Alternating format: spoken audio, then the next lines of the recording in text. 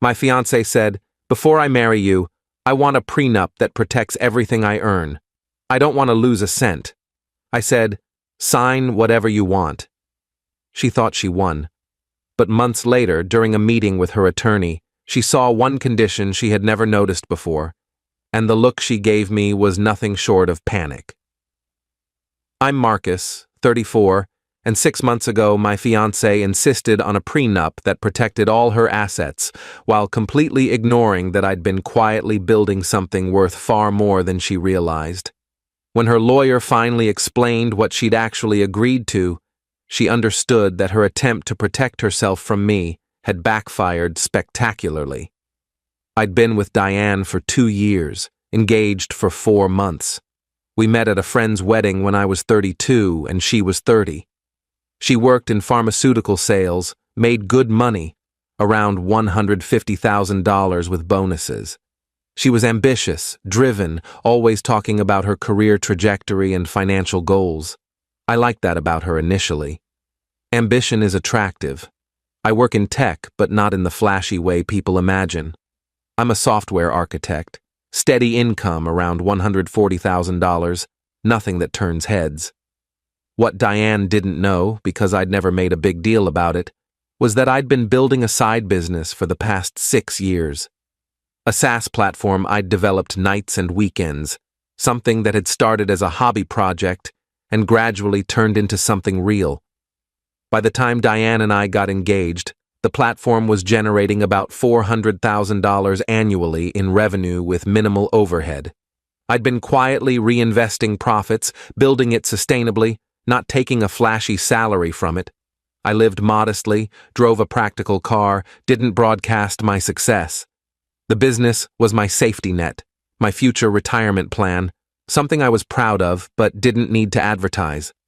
Diane knew I had a side project. She'd seen me working on my laptop some evenings, knew I had a small software company. But she'd never asked for details, never seemed interested in the specifics. She was focused on her own career, her own earnings, her own financial independence. 6 months ago, about 2 months after we got engaged, Diane brought up the prenup. We were having dinner at her place, and she'd been unusually quiet all evening. "I need to talk to you about something," she said. "Okay. What's up?"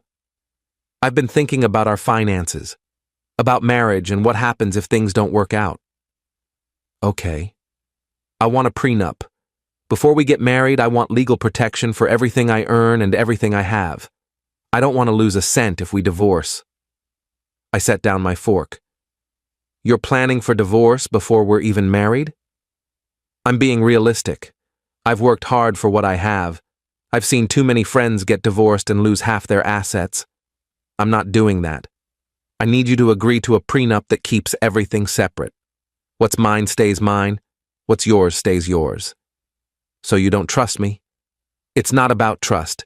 It's about protection. It's smart financial planning." "And if I say no?" "Then I can't marry you. This is non-negotiable for me, Marcus. I need this protection." I thought about it for maybe 10 seconds. Then I said, "Sign whatever you want. If you need a prenup to feel secure, we'll do a prenup." She looked relieved, almost surprised. "Really? You're okay with it?" "Yeah. If you want everything kept separate, that's fine. Your money is yours, my money is mine. Whatever makes you comfortable." "Thank you. I know some guys get weird about this stuff, but I need to protect myself." "I get it. Have your lawyer draw something up. I'll have mine review it." She smiled, hugged me, seemed genuinely happy that I'd agreed so easily. What she didn't realize was that I was perfectly fine with keeping finances separate. In fact, I preferred it. A week later, Diane's lawyer sent over the prenup draft. It was thorough. 20 pages of legal language, essentially saying that all premarital assets stayed separate, all income earned during marriage stayed separate, no alimony, no claims on each other's retirement accounts or investments. Everything was divided right down the middle. You keep yours, I keep mine. I sent it to my lawyer, Tom, who I'd used for business contracts. He reviewed it and called me. "This is pretty aggressive," he said. "She wants complete financial separation." "Yeah, that's what she asked for." "You're okay with that?" "Completely. Can you add a clause about business assets?" "What kind of clause?" "Any business or investment vehicle owned before the marriage or started during the marriage remains the sole property of the person who created it, including all income and equity from said business." Something like that. "You want to protect your software company?" "Exactly. If she wants financial protection, I want the same. Make sure any business I own can't be touched. That's fair. I'll add it in. Anything else?" "One more thing. Add a clause about financial disclosure. If either party misrepresents their financial situation or hides assets, the prenup becomes void. Full transparency required." "Interesting. Why that clause?" "Because if I'm going to sign something this restrictive, I want to make sure both of us are being honest about our finances." "Seems fair. I'll add it. She'll need to agree to these modifications, though." "She will. She wants this prenup badly enough that she'll agree to anything reasonable." Tom added both clauses and sent the revised version to Diane's lawyer. 2 days later, I got a text from Diane. "My lawyer says your changes are fine. We can sign next week." She'd agreed without even asking me what the changes were. That told me everything I needed to know about how carefully she was reading the document. She was focused on protecting herself and assumed my modifications were equally self-protective, which they were, just more than she realized. We signed the prenup 3 weeks later, both lawyers present, both of us initialing every page, signing at the end. Diane looked satisfied, relieved even. She'd gotten what she wanted, complete financial protection from me. What she didn't realize was that I'd gotten the same thing from her, and I had a lot more to protect than she knew. Update 1. The wedding was 4 months after we signed the prenup. Nice ceremony, good turnout, expensive reception that Diane insisted on and paid for herself. She wanted to show off to her colleagues and family, wanted everything perfect. I didn't mind. It was her money, her choice. We settled into married life, kept finances completely separate like the prenup specified. Joint account for household expenses that we each contributed to equally. Everything else, our individual savings, investments, income, stayed separate. Diane seemed happy with the arrangement. She'd bring home a bonus and immediately transfer it to her personal investment account. Never discussed it with me, never asked about my finances. We were married but financially independent. 3 months into the marriage, my software company got acquired. Not fully acquired, more like a majority stake purchased by a larger tech company. They bought 60% for $8 million. I retained 40% equity and stayed on as a consultant. I didn't tell Diane immediately, not because I was hiding it, but because I was processing it myself. This was 6 years of work suddenly validated, suddenly liquid. I had lawyers and accountants to talk to, tax implications to understand, decisions to make about the remaining equity. 2 weeks after the acquisition, I finally mentioned it to Diane. We were having dinner at home, and she was talking about a big sale she'd closed at work. "That's great," I said. "I had some good news, too. My software company got acquired." She looked up. "Your side project?" "Yeah. A tech company bought majority stake." "Oh, that's cool. How much?" $8 million for 60%. She stopped eating, just stared at me. $8 million? Yeah. I retained 40% equity, so the total valuation was around $13 million. My share of the sale was $8 million. You have $8 million? After taxes, it'll be closer to 5. But yeah, approximately. And you didn't think to mention this? I'm mentioning it now. It just closed 2 weeks ago. I've been dealing with lawyers and accountants. She was processing, face going through multiple emotions. So, you've been secretly running a multi-million-dollar company? Not secretly. I told you about my software business. You never asked for details. Because I thought it was some little side thing. I didn't know you were running something worth millions. It wasn't worth millions when we met. It grew over time. I reinvested the profits, built it up slowly. How long have you known it was worth this much? I didn't know for sure until the acquisition offer came in. These things are hard to evaluate until someone actually offers to buy. She sat back, arms crossed. This changes things. Changes what? Our financial situation.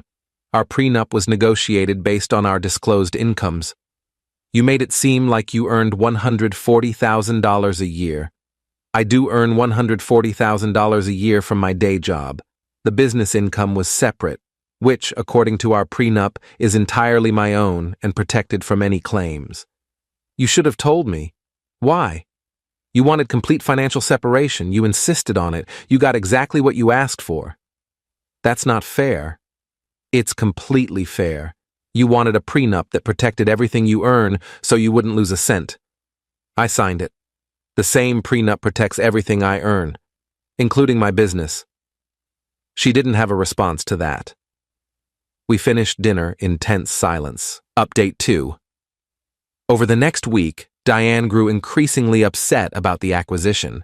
She'd bring it up constantly, how I'd hidden it from her, how the prenup should be renegotiated, how it wasn't fair that I had all this money she couldn't access. I didn't hide anything, I kept explaining. You knew about my business. You chose not to ask questions, and the prenup you insisted on protects my business income. That was literally one of the clauses I added that your lawyer approved.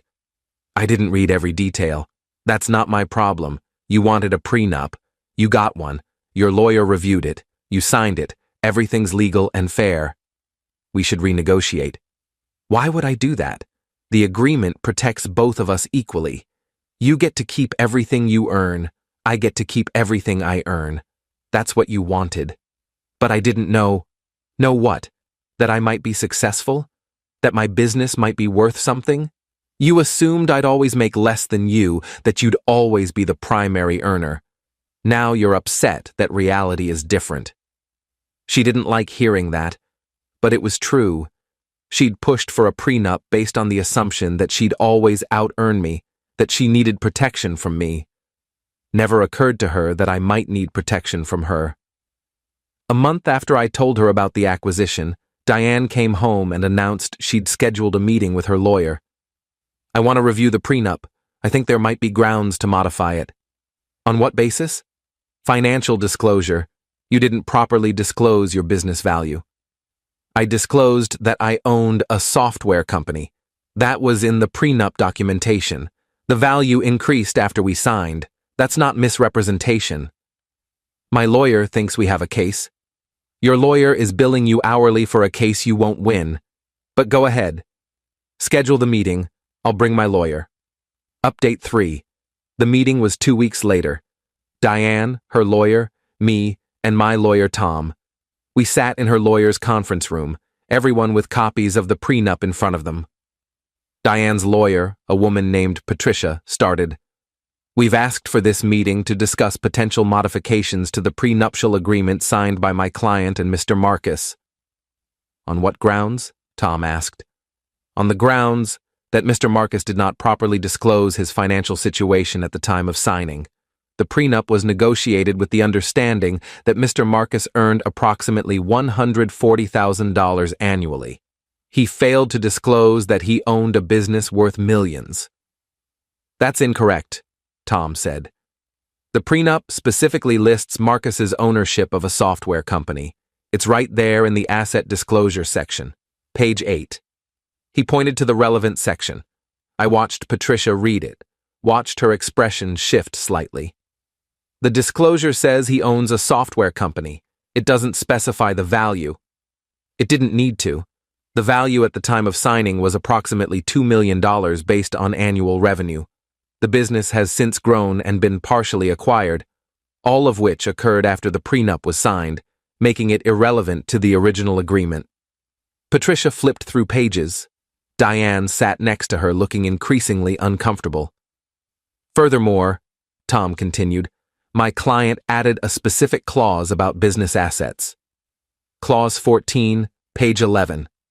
Any business or investment vehicle owned before the marriage or started during the marriage remains the sole property of the person who created it, including all income and equity from said business. This clause was added at my client's request and approved by you, Patricia, before signing. Your client agreed to it. Diane leaned over to read the clause. I watched her face change as she realized what it said. I also want to point out Clause 16, Tom said. The financial disclosure clause, also added by my client. It states that if either party misrepresents their financial situation or hides assets, the prenup becomes void. My client did not misrepresent anything. He disclosed his business ownership. The subsequent increase in value is not misrepresentation. However, if we're going to discuss financial disclosure, Tom pulled out a folder. I've done some research into Mrs. Marcus's financial situation. Diane, did you disclose your inheritance from your grandmother? Diane went pale. What inheritance? The $300,000 you received 2 years ago when your grandmother passed, the inheritance that's currently sitting in the investment account under your maiden name. That inheritance should have been disclosed in the prenup as a premarital asset. It wasn't. Patricia looked at Diane. Is this true? Diane didn't answer. If it is true, Tom continued, then according to Clause 16, the clause my client added, the prenup becomes void due to financial misrepresentation, which means all assets become marital property subject to equal division, including my client's $5 million from the acquisition, but also including your client's wife's salary and assets, Patricia said quickly. Correct. However, my client's post-tax acquisition proceeds of approximately $5 million significantly outweigh your client's combined salary and inheritance. In a void prenup scenario, she'd be entitled to half of all marital assets, but my client would be entitled to half of hers. The math doesn't work in her favor. I watched Diane realize what had just happened. She'd come here to challenge the prenup, to get access to my money. Instead, she'd exposed her own hidden asset, which invalidated the prenup she'd insisted on, which would actually benefit me more than her in a divorce. The room was silent for a long moment. Finally, Patricia spoke. I need to confer with my client privately. Tom and I stepped out, waited in the lobby for 20 minutes. When we were called back in, Diane looked like she'd been crying. My client withdraws her request to modify the prenup, Patricia said stiffly. She acknowledges that the agreement is valid as written. Excellent, Tom said. Just to be clear, my client has no intention of pursuing the financial disclosure issue. As long as the prenup remains in place and unchallenged, he's satisfied with the arrangement. We left the meeting. Diane and I drove home separately. She'd gone to the meeting straight from work. When I got home, she was already there, sitting on the couch. You knew, she said. You knew about my inheritance. I did due diligence before signing a legal contract. Yes, I knew. You could have said something. I could have. But you wanted complete financial separation.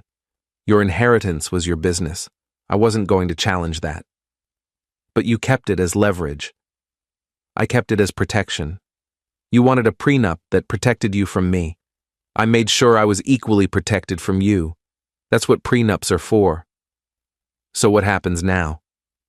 Now nothing. The prenup stands. Your money is yours, my money is mine, just like you wanted. And if I want a divorce? Then we get divorced. The prenup specifies no alimony, clean split. We each walk away with what we brought in. She sat there processing. You played me. No. I gave you exactly what you asked for. You wanted financial protection. You got it. I just made sure I had the same protection. That's not playing you. That's being smart. Final update. It's been 3 months since that meeting. Diane and I are still married, but things are different. There's a distance between us that wasn't there before. She looks at me differently now, like she's trying to figure out how she misjudged the situation so badly. We still maintain separate finances, still split household expenses equally. But there's an awareness now that the power dynamic isn't what she thought it was. She came into this marriage thinking she was the primary earner, the one who needed protection. Finding out I had significantly more assets than her shifted something fundamental. Last week, she brought up counseling. I think we need to talk to someone about trust. I haven't broken your trust, I said. I've been completely honest about everything. You're the one who hid an inheritance. You let me believe you made less than you did. I never told you I made less. You assumed. You never asked about my business, never showed interest in the details. You were focused on your own income, your own protection. I respected that and did the same for myself. So where do we go from here? That's up to you. The prenup stands. Our finances stay separate. If you want to stay married, we stay married. If you want a divorce, we divorce. But the financial arrangement doesn't change. That's it? That's all you have to say? What do you want me to say? You insisted on a prenup that protected you from me. I made sure it protected me equally from you. You're upset because it worked both ways. I don't know what to tell you. She went to bed. I stayed up thinking about how we got here. The truth is, I'm not sure we're going to make it. Diane wanted financial protection because she didn't really trust me, didn't really see me as an equal partner. She saw me as a potential liability, someone who might take advantage of her success. When she found out I was more successful than her, instead of being happy for me, she was angry that I'd hidden it from her. That tells me everything about what she values. It's not partnership. It's not mutual support. It's control and protection and keeping score. I'm Marcus, 34, married to someone who insisted on a prenup to protect herself from me, then got upset when the same prenup protected me from her. Learning that when someone demands financial protection before marriage, it's because they don't really see you as a partner. They see you as a risk. And maybe she was right to see it that way. Because the prenup she insisted on made sure that when things fall apart, and I think they will, we both walk away with exactly what we earned. No more, no less. That's what she wanted. That's what she got. Edit 1. People keep asking if I deliberately hid my business value. I didn't. I disclosed that I owned a software company in the prenup paperwork. Diane never asked for details about revenue or valuation. I wasn't obligated to provide information she didn't request. Her lawyer should have asked if business valuation mattered to her. Edit 2. The inheritance disclosure issue. Yes, I knew about it before signing. I did my research. I didn't bring it up because the prenup she wanted kept everything separate anyway. Her inheritance was hers. My business was mine. It only became relevant when she tried to challenge the prenup based on disclosure issues. Edit 3. For those asking if we're getting divorced, I don't know yet. We're in this weird limbo where we're legally married but essentially financial roommates. She's been distant since the meeting with her lawyer. I think she's trying to figure out if staying married to someone with money she can't access is better than being single. That's a pretty depressing basis for a marriage.